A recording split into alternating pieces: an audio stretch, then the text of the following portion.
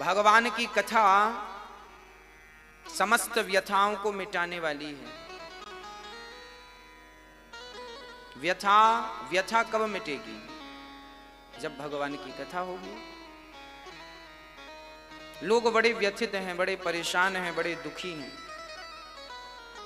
इनका दुख, इनकी व्यथा कब मिटती है? जब ये अपने हृदय में भगवान को बिठाते हैं, भगवान का चिंतन करते हैं। तो आप सभी जिनके भीतर भगवान बैठे हैं, आप सभी भक्तों को राधे राधे, जय श्री कृष्णा। साधना टीवी के माध्यम से कथा श्रवण करने वाले भक्तों को भी जय श्री कृष्णा।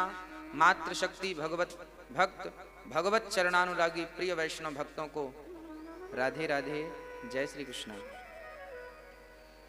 कल की कथा हमने सुनी। एक बार इंद्र को अहंकार आ गया कि मेरे से बलवान कोई नहीं, मैं सबसे बढ़िया हूं। तब इंद्र का अहंकार समाप्त करने के लिए भगवान ने एक लीला रची। उनके पिताजी, उनके कुल में जो वर्षों से इंद्र की पूजा होती चली आई है, भगवान ने उसे बंद करा दिया। इंद्र की पूजा मत करो, फिर किसकी करें? गोवर्धन की। भगवान ने सारे ब्रजवासियों को कहा इंद्र की पूजा बंद करो। पूजा बंद हुई, बदले में गोवर्धन भगवान की पूजा हुई। खबर इंद्र तक पहुंची कि आज आपको पूजा नहीं मिली और आपको कोई प्रसाद वगैरह नहीं मिला। इंद्र तो बड़े क्रोधित हुए, किसने मेरी पूजा बंद करी? पता लगा कि कृष्ण ने पूजा बंद करी है। मूसलाधार पानी बरसाया, मैं पूरे ब्रजमंडल को डुबा दूंगा। अपनी शक्ति,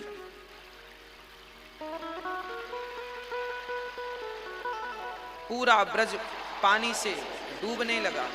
सारे ब्रजवासी दौड़े दौड़े आए, लाला तैने पूजा बंद कराई इंद्र की, देख इंद्र नाराज है गए। भगवान बोले क्यों नाराज है गए? बोले पूजा नहीं भई। ब्रजवासियों ने कहा पूजा नहीं भई। तो भगवान ने कहा फिर तुमने पूजा किसकी करी? ब्रजवासी बोले लाला आपने तो गोवर्धन की पूजा कराई है। तो भगवान बोले जब गोवर्धन की पूजा करी है तो तुम सबन की रक्षा भी तो गोवर्धन भगवान ही करेंगे। और भगवान ने खेल खेल में अपने बाएं हाथ की कनिष्ठिका से उस गोवर्धन को धारण कर लिया, गोवर्धन को उठा लिया।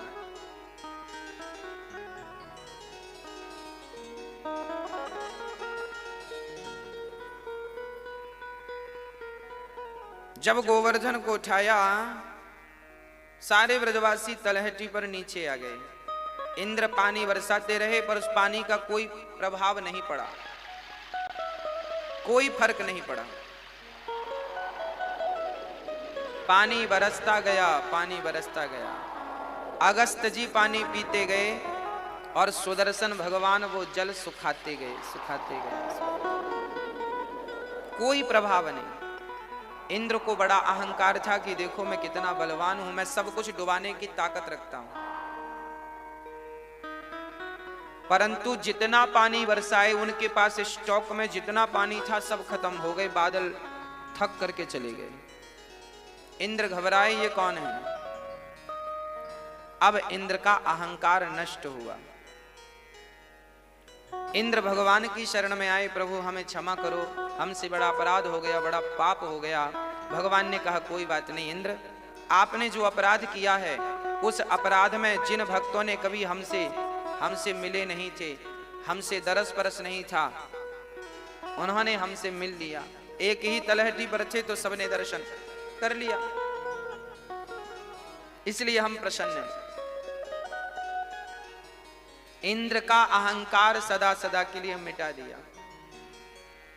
आपने देखा होगा जिन जिनको अहंकार आया है भगवान ही अहंकार मिटाने गए हैं। इंद्र के अहंकार को मिटा दिया, गोवर्धन उठा करके फिर स्थापित कर दिया। तब से भगवान का नाम गिरधारी पड़ गया, गिरिवरधारी। गोवर्धन उठाने से उनका नाम गिरिवरधारी पड़ गया। आज भगवान अपने पिताजी को वरुण लोक से लेकर के आए। उनके पिताजी को वरुण देवता लेकर चले गए थे, फिर वापस लाए। सारे ब्रजवासियों ने हल्ला मचाया कि कृष्ण तो हमारा भगवान है, ब्रजवासी बोले च्योरे लाला सच्ची बताइयो तू भगवान है का? कन्हैया बोले यदि मैं भगवान हूं तो बोल छोरा का करेगो? ब्रजवासी बोले लाला हमें बैकुंठ को दर्शन करनो है, एक बार लाला अपने बैकुंठ को दर्शन कराए दे। ब्रजवासी यानको भगवान एक कुंड में, आज भी रंगनाथ जी मंदिर के पास ब्रह्म कुंड है, वहां गोता लगाया, सब के सब पहुंच गए और डुबकी लगाई। सब के सबों ने डुबकी कहां लगाई? ब्रह्म कुंड में। और ब्रह्म कुंड में डुबकी लगाने से सब की सब ब्रजवासी बैकुंठ पहुंच गए। बड़े भाव से बैकुंठ का दर्शन, बैकुंठ पति का दर्शन किया, पर ब्रजवासी बैकुंठ पति के दर्शन से संतुष्ट नहीं भये। क्यों संतुष्ट नहीं भये? इसलिए संतुष्ट नहीं भये कि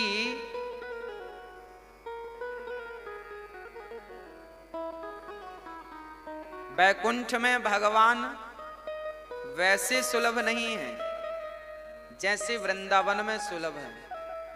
ब्रजवासी तुरंत वृंदावन आए और गोवर्धन के चरणों में, बिहारी जी के भगवान के चरणों में, कृष्ण तो प्रत्यक्ष यहां है, बैकुंठ में करेंगे क्या? बैकुंठ से कहीं ज्यादा महिमा वृंदावन की है। वृंदावन ना होता तो बैकुंठ को जानता कौन? इसलिए वृंदावन बैकुंठ से भी श्रेष्ठ है, क्योंकि वृंदावन में भगवान नित्य है।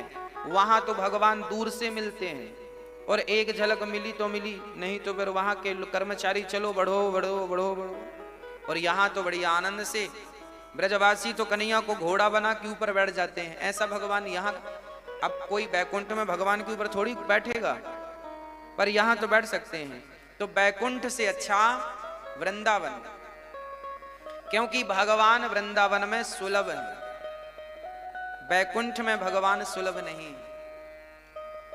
इसलिए वृंदावन की महिमा बैकुंठ से भी ज्यादा है। ब्रजवासी कन्हैया के संग खेलते हैं और खेल खेल में भगवान को पराजित कर देते हैं ब्रजवासी। ऐसे भगवान, भला भगवान ऐसे कहां प्राप्त होंगे? हाँ, ऐसे भगवान कहां प्राप्त होंगे? आइए,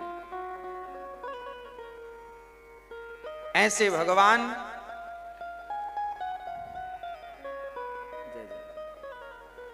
भगवान स्वरूप देखिए, भगवान की चर्चा चल रही है, भगवान स्वरूप संत भगवान उपस्थित हो गए। आप भागवत जी के बड़े उच्च कोटि के विद्वान हैं, आपके श्री चरणों में दास अनिरुद्ध का कोटि कोटि वंदन नमन। प्रिय भक्तों, सारे ब्रजवासी लौट करके आए और आज ठाकुर जी के पावन चरणों में बड़े प्रेम से जय जयकार करने लगे। कन्हैया, आपसे अच्छा बैकुंठ नहीं है। अब भगवान एक लीला की ओर बढ़ रहे हैं।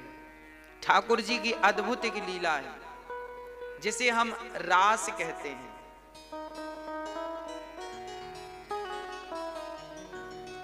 आज भगवान का मन हुआ, चलो हम अपनी गोपियों को आनंदित करते हैं। जो गोपियां सदा भगवत चिंतन करती हैं, ऐसी गोपियों को आज आह्लादित करने के लिए, आनंदित करने के लिए भगवान उनका आवाहन करते हैं। समय चुना कौन सा? जब 16 भगवान कृष्ण कौन थे? चंद्रवंशी हैं, 16 कलाओं से युक्त हैं। तो चंद्रमा 16 कलाओं से युक्त होती हैं। आज पूर्णिमा को चंद्रमा 16 कलाओं से युक्त कब होती हैं? पूर्णिमा को। आज कौन सी पूर्णिमा आ गई? सुखदेव भगवान कहते हैं, भगवान पिता रात्रि शरदोत्फुल्ल मल्लिका वीक्षरन्तुं मनश्चक्रे योगमायामुपाश्रितः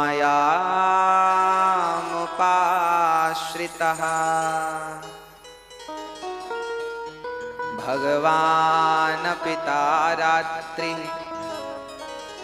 आज भगवान के मन की वह रात्रि आ गई जिस रात्रि का भगवान को वर्षों से इंतजार है। कौन सी रात्रि?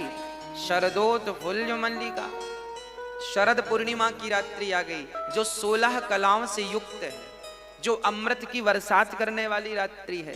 शरद पूर्णिमा की रात्रि में कहते ना अमृत बरसता। कौन सा अमृत? बोले तब कथामृतम। वह अमृत बरस रहा था और भगवान के आज मन हुआ मनस चक्रे। आज भगवान का मन क्या हुआ? वीक्षरंतुम मनस चक्रे। आज मन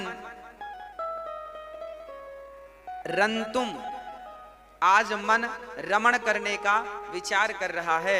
अर्थात आज भगवान रास रचाने का, कामदेव को पराजित करने का मन बना रहे। इसलिए भगवान ने क्या किया? योग माया मुपाश्रिता। आज भगवान ने योग माया का आश्रय लिया। अच्छा, भगवान को योग माया के आश्रय की क्या जरूरत थी? जरूरत थी। देखिए, भागवत जी का ये जो प्रसंग है, ये प्रसंग भगवान का हृदय है। रास पंचाध्यायी भागवत में सबसे गंभीर, सबसे गूढ़ तत्व है। ये समझ में आ गया तो कृष्ण की समस्त लीलाएं समझ में आ जाएंगी। क्योंकि अधिकांश लोग यहीं अटक जाते हैं, यहीं भटक जाते हैं, यहां से मन विचलित हो जाता है। आज आप अटके ना, भटके ना, इसलिए आप ये समझिए कि भगवान ने योग माया मुपाश्रिता। भगवान को माया की क्या जरूरत थी? जरूरत थी जब भगवान ने गोपियों को बुलाया बड़े प्रेम से, निशम्य गीतम तदनंग वर्धनम ब्रजश्रियः कृष्ण गृहीत मानसा। आज ठाकुर जी ने बड़ा अद्भुत गीत गाया, अपनी बांसुरी को अधरों पे रख के, और एक गीत गा करके गोपियों का आवाहन किया। गोपियां सारा काम, अभी मैं बताऊंगा कि भगवान ने योग माया का आश्रय क्यों लिया और कहां लिया, अभी मैं आगे बताऊंगा। अब भगवान ने अधरों पर बांसुरी रख करके बांसुरी बजाई। अब देखिए, माया का कार्यक्रम चालू हो गया। कहां तक माया काम करेगी, कैसे कैसे माया ने काम किया, वो आप समझिएगा। अच्छा, माया कहते किसे हैं ये समझ में आता है आपको? माया क्या है? भगवान कहते हैं मम माया दुरत्यया, मैं और उमोर तोड़ते माया। माया की परिभाषाएं अलग अलग हैं। माया किसे कहते हैं? जो है नहीं पर दिखती हो, उसे माया कहते हैं। जैसे आप सड़क में जब जाते हैं, गाड़ी चलाते हैं, ड्राइविंग करते हैं, तो आपको ऐसा लगता है सामने पानी भरा है। सड़क में आपने देखा गर्मियों के टाइम पे अधिकांश ये मृग मारीचिका कहते हैं। आगे ऐसा लगता है जैसे पानी भरा हो, पानी होता नहीं है पर लगता है पानी का भ्रम हो रहा है। पानी आपने देखा कभी कि नहीं? देखा होगा तो फिर हमारी बात समझ में आएगी आपको। आपको ऐसा लगता है जैसे पानी भरा है, पानी है नहीं पर लगता है। उसी प्रकार से जब आप जाकर देखते हैं तो वहां पानी होता नहीं। दूर से तो लग रहा था पानी है, जाकर देखा तो है नहीं। जो था नहीं पर दिख रहा था। उसी प्रकार जो है नहीं पर दिख बराबर रहा है, जैसे पानी था नहीं पर दिख रहा है, उसी प्रकार ये संसार है नहीं पर संसार जैसा दिख रहा है। यही तो ईश्वर की माया है। इस संसार में आपका कोई है नहीं पर आपके से बहुत लोग दिख रहे हैं, ये मेरा है, ये मेरा। यही तो माया है। इसी माया में तो लोग उलझे पड़े हैं। जो आपका है नहीं, यहां तक कि ये शरीर आपका नहीं है। देहेस्थि मांस रुधिरे, मांस हड्डियों का भरा हुआ एक खजाना है। हम ये हमारा नहीं है पर मान रहे हैं कि ये हमारा है। पत्नी पति पुत्र हमारे हैं नहीं पर मान रहे हैं कि ये सब हमारे हैं। यही माया है। और आज भगवान जी ने बांसुरी जब बजाई, अच्छा जब बांसुरी गोपियों के लिए बजी तो सुना तो बहुत लोगों ने होगा, सबने सुना होगा? नहीं, यही तो योग माया है। भगवान की बांसुरी वही सुनी जिन्हें भगवान ने सुनवाना चाहा। भाई ब्रज मंडल में तो लाखों लोग रहते थे, केवल गोपियां थोड़ी रहती थी। भाई गोप भी रहते थे, पुरुष भी रहते थे, वृद्ध लोग भी रहते थे, बच्चे भी रहते थे, पर भगवान की बांसुरी उन्हीं के कान में सुनाई पड़ी। जब अधरों पे रख के भगवान ने यमुना के पुलिन तट पर खड़े होकर बांसुरी बजाई तो भगवान की बंसी उन्हीं को सुनाई पड़ी जिन्हें भगवान ने सुनवाना चाहा। कल हमसे एक मैया बोली, गुरुजी हम मांस खाते हैं, चाहते हैं कि छोड़ दें पर छूटता नहीं। एक व्यक्ति ने कहा कि गुरुजी हम झूठ बोलते हैं, चाहते हैं सच बोलें पर झूठ छूटता नहीं है। एक सज्जन बोले हम शराब पीते हैं, चाहते हैं छोड़ दें पर शराब छूटती नहीं है। एक सज्जन बोले हम वृंदावन आना चाहते हैं पर आ नहीं पाते। ये क्यों होता है? पीछे कारण है। कथा वही सुन पाते हैं, बुराइयों का त्याग वही कर पाते हैं जिन्हें भगवान अपनी ओर बुलाते हैं, जिन्हें भगवान अपनी गोद में बिठा लेते हैं, अपनी ओर बुला लेते हैं। वो संसार की सारी बुराइयों का त्याग करके भगवान की ओर बढ़ जाता है। और जिसे भगवान नहीं अपनी तरफ आकर्षित करते वो संसार की बुराइयों में ही उलझा रहता है। अर्थात भगवान ने आपको बुलाया नहीं है अभी। और भगवान याद रखिएगा, आज आप बिहारी जी का दर्शन करने नहीं गए तो आप ये मत सोचिएगा कि आज आप नहीं गए, आज ये सोचिएगा कि आज बिहारी जी ने ही नहीं चाहा कि आप जाएं। आज बिहारी जी ने नहीं चाहा कि आप जाएं। इसलिए हम आपसे कहते हैं कि भगवान की भक्ति वही कर सकता है जिससे भगवान करवाना चाहें। भगवान को वही जान सकता है, सोई जाने जेहि देहु जनाई और जानत तुम्हि हुई जाई। अरे भगवान को वही जान सकता है जिसे भगवान स्वयं जनाना चाहें। अन्यथा तो मुह्यंत यत् सूर्यः, बड़े बड़े यत्सूरी मोहित हो जाते हैं, उस ब्रह्म के विषय को जान नहीं पाते, उस परम तत्व को जान नहीं पाते, मोहित हो जाते। प्रिय भक्तों, आज भगवान ने जब बंसी बजाई तो गोपियों ने सुना, उन्होंने सुना जिनको भगवान ने सुनवाना चाहा। पूरे इंदौर में लाखों लोग रहते हैं पर आप ही कथा सुनने क्यों आए? कारण क्या है कि भगवान आपको सुनवाना चाहते हैं। भागवत कौन सुनता है? जिसे भगवान सुनवाना चाहते हैं, जिस पर विशेष कृपा करते हैं, वही इस कथा को धारण करने का, श्रवण करने का अधिकारी होता है। प्रिय भक्तों, बांसुरी जब बजी गोविंद की तो गोपियां काम कर रही थी। गजब की बांसुरी बजती है वृंदावन बसैया की, करूं तारीफ मुरली की या मुरली के बजैया की। जहां चलता ना काम तीर और कमानों से, वहां बातें होती मुरली की तानों से।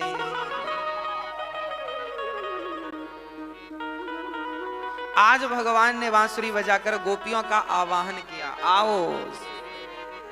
अब सखियां काम कर रही थी। कौन सा काम? सुखदेव भगवान कहते हैं, दोहन्त्यो भी अयोः काश्चित् दोहम हित्वा समुत्सुकाः पयोधिश्रित्य संयावा मनुद्वास्या पराययोः। दोहन्त्यो भी अयोः काश्चित् दोहम हित्वा समुत्सुका। आज गोपियां अपने अपने काम को कर रही थी। दोहन्त्यो भी अयोः काश्चित्। एक सखी गाय दोह रही थी, गाय दोह रही थी और बांसुरी सुनाई पड़ी तो गाय वहीं, दूध वहीं, पात्र वहीं छोड़कर सखी जैसी थी बिना हाथ धोए, जैसी थी वैसी गोविंद से मिलने चल पड़ी।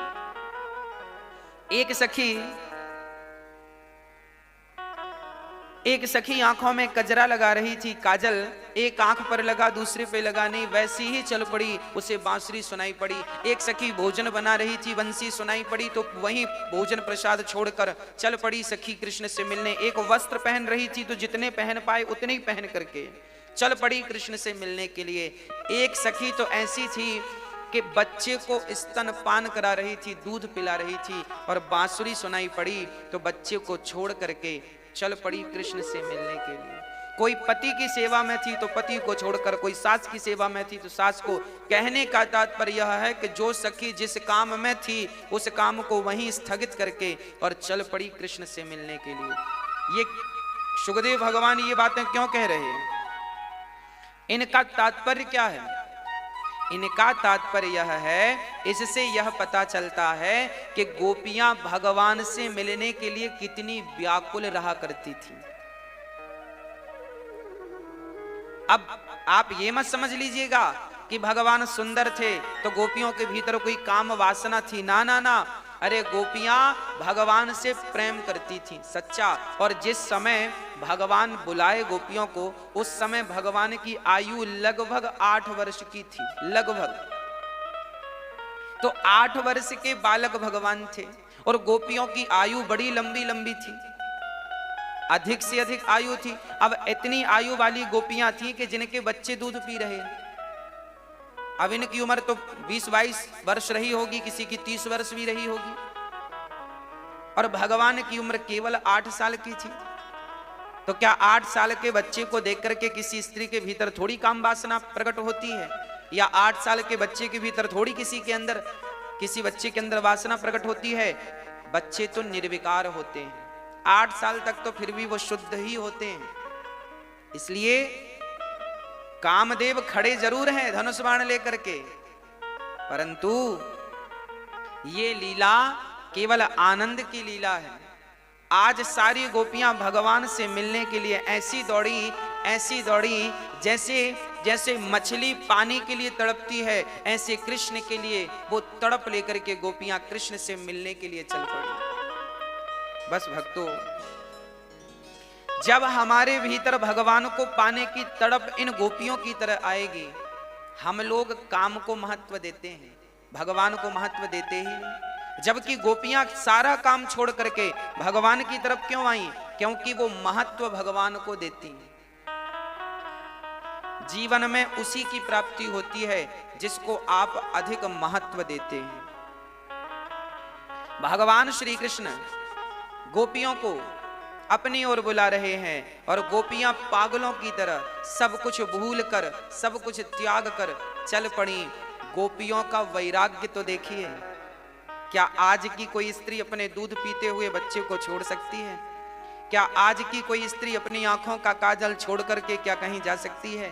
क्या आज की स्त्री वस्त्रों का त्याग करके आधे वस्त्र पहन कर ही क्या कहीं जा सकती है? क्या इतना प्रेम है? नहीं। वो प्रेम को बताने के लिए कि उनका किस कोटि का प्रेम था, इसलिए सुखदेव भगवान ने ये बात कही कि वो बच्चों को भी छोड़कर चल पड़ी।